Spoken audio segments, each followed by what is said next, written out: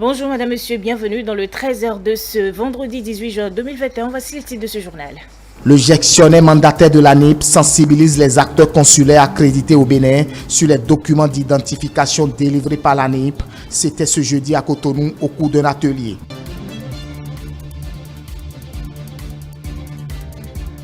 La promotion Victoire, troisième promotion pour le service civique, patriotique, idéologique et militaire, a lancé ce jeudi à Cotonou son ouvrage intitulé « Oui à l'appel de la patrie », compte rendu de la cérémonie à suivre.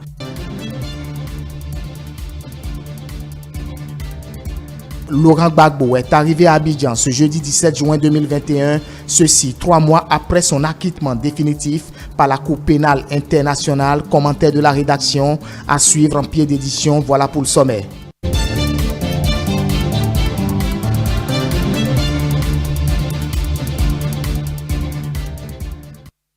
Merci de toujours nous préférer pour vous informer. Audience ce jeudi au Palais de la Marina entre le président de la République Patrice Talon et les jeunes promoteurs de la société Atigan Solutions. Le chef de l'État entend accompagner le projet des jumeaux Francis et Franck Zandaro sur le dernier modèle du foyer Atigan qui doit être industrialisé. On écoute ici respectivement les promoteurs de la société Atigan suivis du secrétaire général adjoint du gouvernement à la fin de l'audience. Il faut dire que la substance même, c'est qu'aujourd'hui, l'État veut accompagner l'installation de l'industrie qui va produire les foyers Atigan. L'État rentre en capital avec un privé pour apporter un financement pour qu'on puisse valoriser une innovation béninoise. Une idée qui a germé, où il y a une création d'un prototype, après amélioration, on a aujourd'hui un modèle peaufiné que l'État veut entrer en partenariat avec un privé pour l'installation d'une usine pour rendre les foyers disponibles aux Béninois et au monde entier. Ce modèle qu'on vient de présenter, c'est le EcoCooker Monoplus F1. L'industrie du Atigan aura à faire des foyers EcoCooker Monoplus F1, des foyers triplex. Aujourd'hui, Atigan est en train de faire ses preuves dans les cantines scolaires où il installe des foyers conçus spécialement pour les cantines scolaires. Et ce projet est financé par la Banque mondiale sous le projet ACES. Donc bientôt, toutes les cantines du Bénin, au moins 1000 cantines, auront les foyers Atigan qu'ils utiliseront pour éviter de mettre la pression ou bien de faire de la pression sur nos forêts pour la cuisine dans les cantines. D'abord, je ne sais pas si nos amis vous ont dit qu'ils ont déjà été reçus par le président Patrice Talon il y a 4 ans, et soucieux de savoir ce qu'est devenue l'entreprise, parce que c'est des têtes ou des idées fourmillent au quotidien, soucieux de savoir ce que c'est devenu. À la suite de la première rencontre et des conseils qu'il a pu leur prodiguer, il a décidé de les recevoir à nouveau pour voir où est-ce qu'ils en étaient. Et je peux vous dire que le chef de l'État a été émerveillé de voir que depuis lors, les jeunes gens ne sont pas allés dormir sur leur laurier. Il les avait aidés à prospecter un peu le monde pour voir qu'est-ce qui se fait de mieux dans le domaine. Et ils ont été édifiés eux-mêmes par leur voyage. Ils ont donc apporté des améliorations substantielles à leurs produits. Ce qui a été décidé aujourd'hui, c'est qu'il faut indiquer que dans le cadre du programme social du gouvernement pour la période 21-26, le candidat Patrice Talon avait indiqué que l'État ferait son retour massif dans le secteur des industries, soit en portant seul des initiatives, soit avec des privés, en mettant de l'argent de l'État, marquer sa présence et lancer résolument le tissu industriel dans notre pays. Et donc ce projet-là, avec nos amis de Foyer Atigan, est apparu comme un projet éligible à cet aspect du programme de retour massif de l'État dans la promotion de l'industrie. Voilà pourquoi le chef de l'État leur a dit que, en dehors de ce qu'il pourrait leur apporter à titre personnel, il engagerait l'État. Éléonore Yaïla Descamps et Yves Kouaro Chabi, respectivement ministre de l'Enseignement supérieur et de la Recherche scientifique et ministre de l'Enseignement secondaire, de la formation technique et professionnelle, sont descendus ce jeudi 17 juin 2021 à l'office du bac. L'objectif est de s'enquérir du niveau de préparation de l'organisation de l'examen du baccalauréat. Elia Durand. Niveau de préparatif du baccalauréat, session de juin 2021, c'est l'un des objectifs de cette visite du ministre de l'Enseignement supérieur et de la Recherche scientifique Eleonore Yahila Dekan et de son homologue Yves Tchabi-Kwaro de l'enseignement secondaire à la direction de l'Office du baccalauréat. Au constat, tout est fait prêt. Nous sommes prêts, les travaux confidentiels sont terminés, le tirage des épreuves et la mise en cantine terminée. Et hier, le dernier convoi des cantines est parti. À l'heure actuelle, toutes les cantines sont déjà déposées dans les centres, au nord, au centre, au sud, à l'est et à l'ouest. Les superviseurs sont en train de rencontrer à ce moment même les chefs centres. C'est pour cela qu'ils ne sont pas tous là, mais il y a une délégation de superviseurs qui est là. Et cette année, nous avons procédé avec la complicité positive des universités au recrutement des chefs centres. Séduite par la présentation du directeur de l'Office du baccalauréat sur les dispositifs mis en place pour l'organisation de cet examen, les autorités ministérielles ont salué les efforts consentis. Je suis vraiment très satisfait du niveau des préparatifs. Je constate que l'ADOB, l'Office du baccalauréat, est prêt pour que le candidat subisse les épreuves.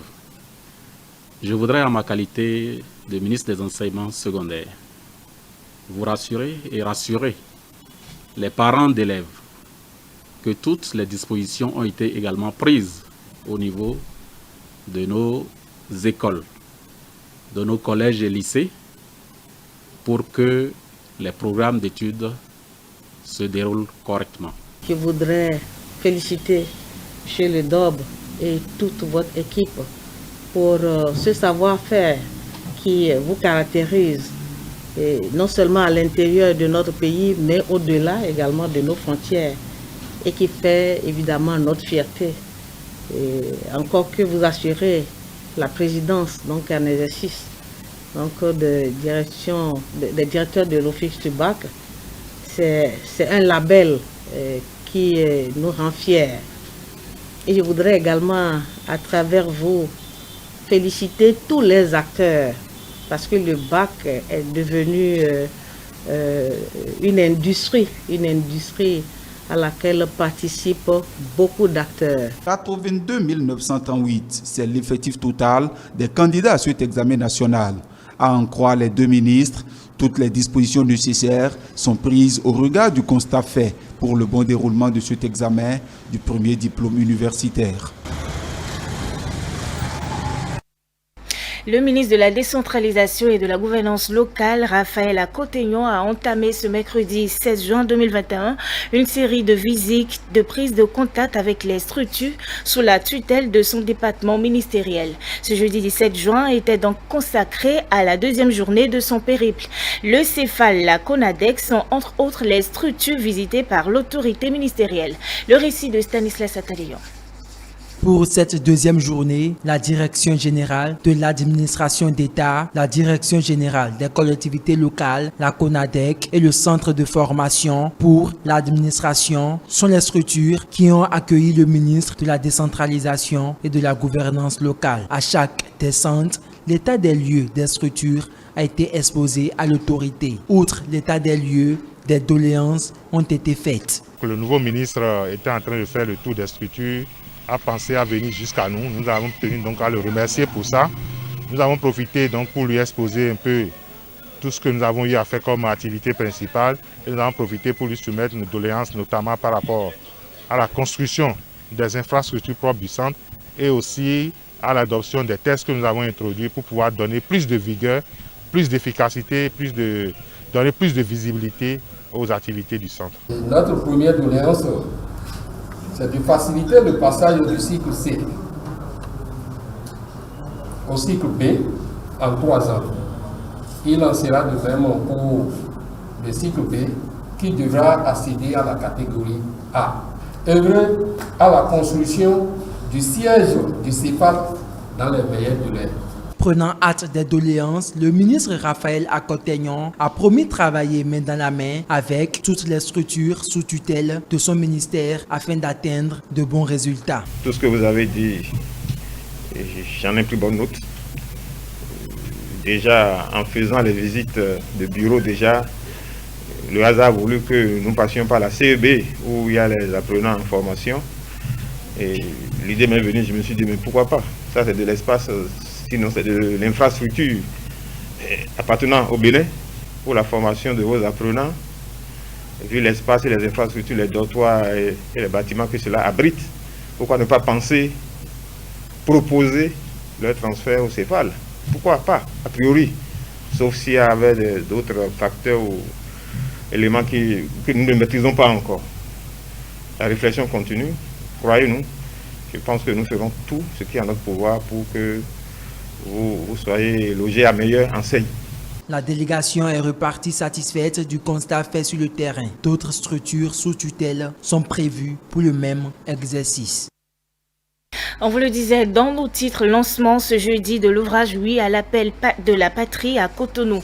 C'est une œuvre des éléments de la promotion Victoire du 16 janvier 1977 sur l'impérialisme international du camp militaire de Ouida. À travers ce document, cette promotion offre aux générations actuelles et futures son expérience de service civique, patriotique, idéologique et militaire. Le reportage de Stélia Padonou, Romulus Conti. L'agression armée impérialiste du 16 janvier 1977 a été l'événement majeur qui marque le passage de la 3e promotion pour le service civique, patriotique, idéologique au camp militaire de Ouida. C'est d'ailleurs ce qui lui a valu le nom de promotion Victoire du 16 janvier 1977 sur l'impérialisme international. J'ai été frappé le jour de l'agression. Ils étaient tous au rendez-vous. C'est pas possible. Alors que la formation n'était pas si loin, je prends le MAS 36, quelques cartouches, je dis file. Je lui montre comment il va manipuler l'arme, je dis file. Ils sont partis s'aligner et se sont mis à tirer. L'ennemi d'en face, qu'est-ce qu'il pouvait faire? Il n'a pas prévu tant de cartouches en l'air. Donc, c'est ça surtout qui a fait fuir les mercenaires.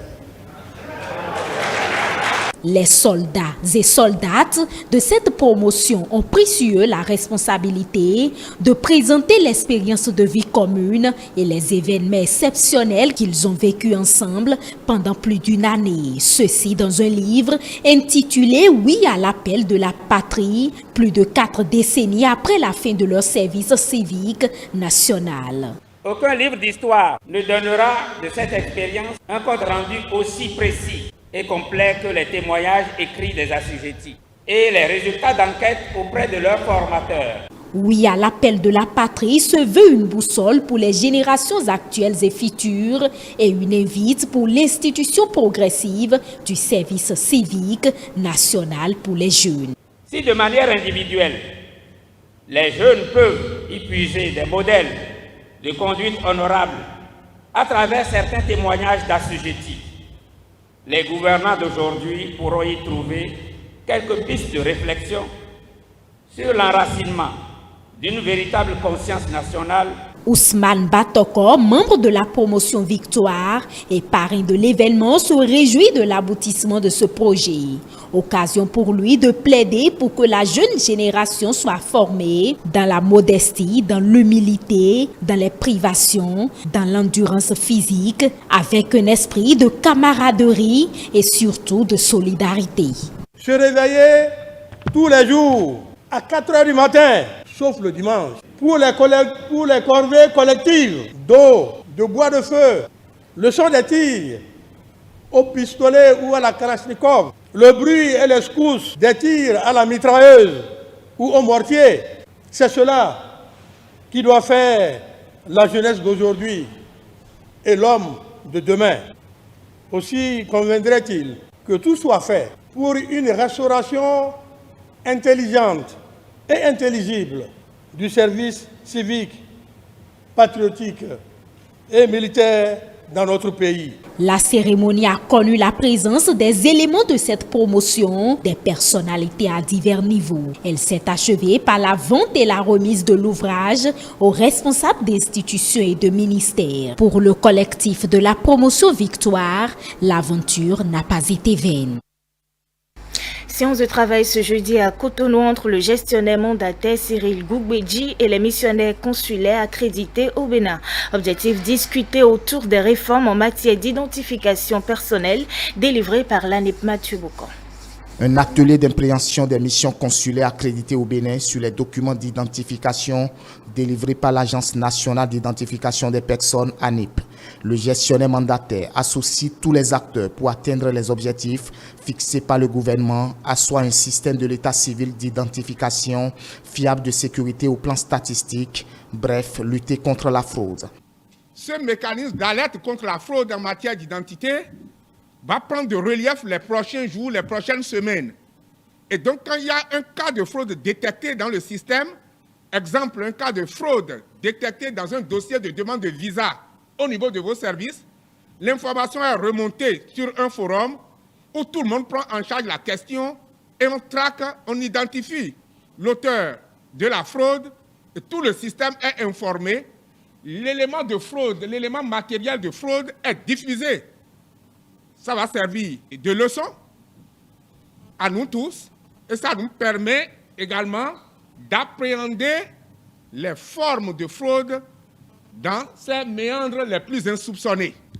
Plusieurs communications ont meublé cette rencontre. Selon les responsables, il ressort que l'ANIP a une base juridique et est une institution de l'État qui a pour mission essentielle de moderniser, de dématérialiser l'État civil et de lutter pour qu'il n'y ait plus jamais des sans-papiers au Bénin. Quelle est la réponse que nous apportons à nos compatriotes qui veulent se mettre à jour et qui sont dans leur pays? Comme je l'ai dit pour la juridiction française, nous avons un calendrier pour implanter le système à Beijing, au Japon, aux États-Unis, au Congo, au Cameroun, au Sénégal, en Côte d'Ivoire et au Nigeria avant le 15 juillet. Ça, c'est la juridiction concernée pour la première période. Et nous allons poursuivre jusqu'au 31 juillet. Il sera possible de faire le RAVIP dans les services consulaires du Bénin à l'étranger, partout dans le monde. S'il y a un poste consulaire du Bénin à l'étranger, le poste sera capable d'enrôler le Béninois au registre national des personnes physiques. Les participants sont repartis aguerris et satisfaits des réformes en matière d'identification des personnes physiques au Bénin. La ministre des Affaires sociales et de la microfinance et celui de l'Intérieur et de la Sécurité publique étaient au chevet des sinistrés de Ouidah ce jeudi 17 juin 2021 et pour cause témoigner de la solidarité et la compassion du gouvernement aux familles touchées par l'inondation dans 3 arrondissements de la ville de Ouidah. Dianunou Dje Sylvain Iluto.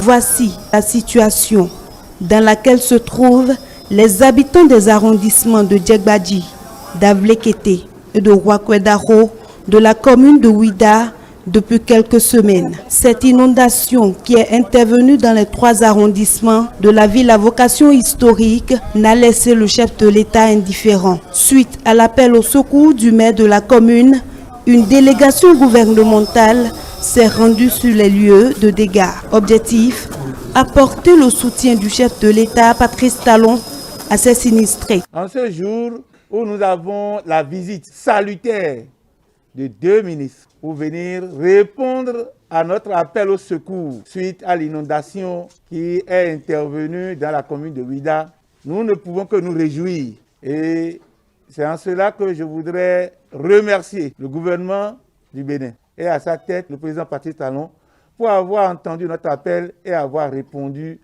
très rapidement à nous, Ouidaniens, Ouidaniennes, qui sommes inondés aujourd'hui par la crue. Dès que nous avons entendu ce qui s'est passé, les crues, le sinistre dont vous êtes victime, Et c'est vraiment pour vous marquer notre solidarité, au-delà de notre solidarité, la solidarité du gouvernement tout entier, la proximité. Nous sommes venus avec quelques vivres, des non-vivres, une enveloppe financière.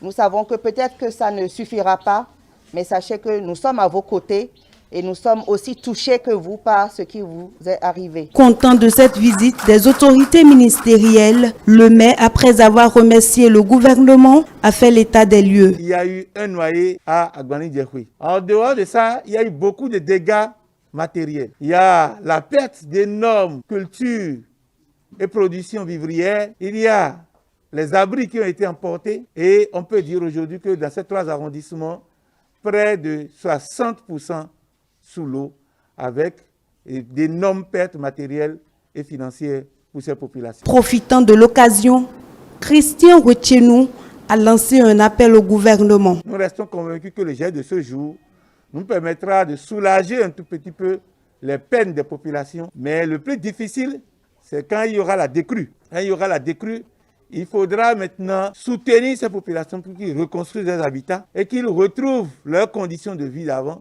qui auraient été complètement balayées par l'eau. Et c'est en cela que nous aurons également, encore une deuxième fois, besoin du soutien du gouvernement. Tout en prenant acte des dégâts et des doléances qu'a souligné l'autorité communale, le gouvernement n'entend pas se limiter qu'à l'acte posé. Il promet faire plus. Nous sommes venus pour vous dire que le gouvernement est avec vous. Le gouvernement suit et le gouvernement restera avec vous. Au cours du dernier Conseil des ministres, cela a fait l'objet d'un long débat et c'est ce qui justifie notre présence ici. Nous prenons acte. Nous ferons un compte rendu fidèle et je crois que ces doléances seront prises en compte par le gouvernement. Le gouvernement va agir pour résoudre de manière radicale le problème en procédant au désensablement de l'embouchure pour éviter la récidive. Bientôt, un ouf de soulagement aux habitants de Djegbadji, d'Avlekete et de Rwakwedaro de la commune de Ouida. L'inondation sera conjuguée dans les prochains jours au passé. Ce mercredi 16 juin à Glazoué, enfants, parents, autorités administratives et plusieurs ONG, dont celle des villages SOS d'Assa, ont célébré la journée de l'enfant africain JEA 2021. Au-delà de la cérémonie officielle, une réflexion a été portée sur le cause de l'enfant en République du Bénin, notamment les articles 133, 177, 114 et 178, conformément à l'agenda 2040 portant protection des enfants. C'était en présence de l'autorité préfectorale et d'Elia Durand. SOS Village d'enfants et le réseau d'ONG intervenant dans la protection des enfants dans le département des Collines, sous l'œil vigilant de l'autorité préfectorale, ont marqué d'une touche spéciale la 31e édition de la journée de l'enfant africain à Glazoué. Placée sous le thème « 30 ans après l'adoption de la charte », accélérons la mise en œuvre de l'agenda 2040 pour une Afrique digne des enfants. Un accent particulier a été mis sur plusieurs articles prévus par le Code de l'enfant et dont leur mise en application peine à être exécutée. L'application de l'article 133 du Code de l'enfant qui stipule il est créé dans chaque département des centres d'accueil et de protection de l'enfant compte tenu des besoins de la population et des normes fixées par le ministère en charge de la protection de l'enfant. Ce centre est en outre chargé d'accueillir et d'héberger les enfants de la rue, les enfants maltraités, les enfants rejetés ou abandonnés. L'enfant d'aujourd'hui est le citoyen de demain aussi. Sa survie, sa protection et son développement constituent une préoccupation majeure pour plusieurs organisations non gouvernementales, dont celle SOS Village d'enfants. Et pour ce faire, Plan International Bénin accompagne la direction départementale des affaires sociales et de la microfinance des Collines pour la célébration de cette journée festive. Nous constatons que dans notre département, les enfants sont choyés. La direction départementale des affaires sociales et de la microfinance, les centres de promotion sociale, les ONG engagées dans la protection des enfants, tous les jours travaillent les mains dans les mains pour améliorer la situation des enfants. Et c'est le lieu de reconnaître l'effort inlassable que tous ces acteurs déploient au jour le jour pour le bien-être des enfants de notre département. Nous souhaitons que chaque enfant naisse, grandisse en bonne santé, ait accès à une éducation de qualité et vive dans un environnement protecteur. Au-delà de ces droits fondamentaux, le droit à l'identité, le droit à la participation, l'expression, le droit de jouer et de s'amuser sont autant d'activités qui permettent l'épanouissement et l'espoir pour chaque enfant. Au regard de la situation, il est indispensable que tous les acteurs se mettent ensemble pour une synergie d'action afin de briser les barrières qui empêchent la réalisation des droits des enfants. Dans une ambiance de ferveur riche en animation, ces bouts de chou ont donné de la voix afin d'attirer l'attention des différents acteurs impliqués dans la protection des droits des enfants et aussi le président de la République, Patrice Talon, pour bénéficier d'un regard bienveillant. Je voudrais du haut de cette tribune faire constater que les dispositions favorables aux enfants prévues par le Code de l'enfant ne sont pas encore toutes mises en œuvre. Les enfants, par ma voix, vous prient de prendre toutes les dispositions en votre capacité pour achever, équiper et rendre fonctionnels les centres d'accueil et de protection des enfants dans chaque département pour le bien-être et l'épanouissement des enfants les plus vulnérables, comme le Code de l'enfant le prescrit. Un plaidoyer qui n'a laissé indifférent la première autorité du département, qui d'ailleurs a rassuré les uns les autres de son implication personnelle afin que le droit des enfants devienne une réalité dans le département des Collines. Je voudrais vous assurer que le gouvernement du président Patrice Talon a à cœur la sauvegarde et le respect des droits des enfants et il y travaille inlassablement. Nous rendons compte à qui de droit et ferons tout ce qui est en notre pouvoir pour que le plaidoyer des enfants se traduise en actions concrètes, tangibles et visibles.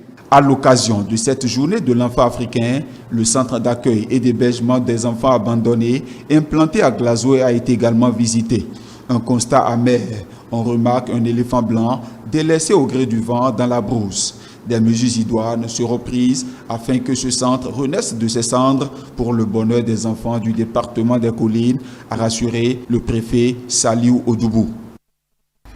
Puis à l'international, hier jeudi, puis après 17h, l'ancien président de la Côte d'Ivoire, Laurent Gbagbo, a foulé le sol ivoirien à bord du vol SN 299 de Bruxelles Airlines. Ses proches, sa famille politique et biologique, des sympathisants et des curieux ont effectué le déplacement pour l'accueillir à l'aéroport Félix Houphouët-Boigny. Suivons ici le commentaire de Stélia Padolo.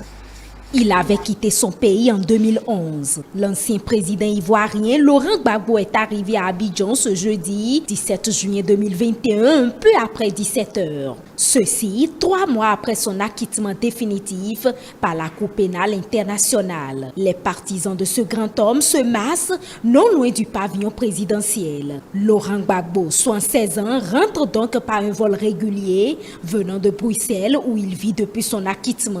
C'est donc la première fois qu'il foule le sol ivoirien après 10 ans d'absence. Ses adversaires estiment toujours qu'il a précipité son pays dans le chaos en refusant sa défaite face à Alassane Ouattara à la présidentielle de 2010. Ce refus avait provoqué une grave crise post-électorale pendant laquelle 3000 personnes ont été tuées. C'est pour ces violences que Laurent Gbagbo avait été arrêté en 2011, d'abord détenu dans le nord de la Côte d'Ivoire, puis transféré fin 2011 à la Cour pénale internationale CPI. La CPI l'a définitivement acquitté des charges de crimes contre l'humanité. Alassane Ouattara a annoncé que Laurent Gbagbo bénéficierait des avantages et indemnités dus aux anciens présidents de la République. En vertu de la loi de 2005 sur le statut des ex-chefs d'État, il devrait obtenir une allocation viagère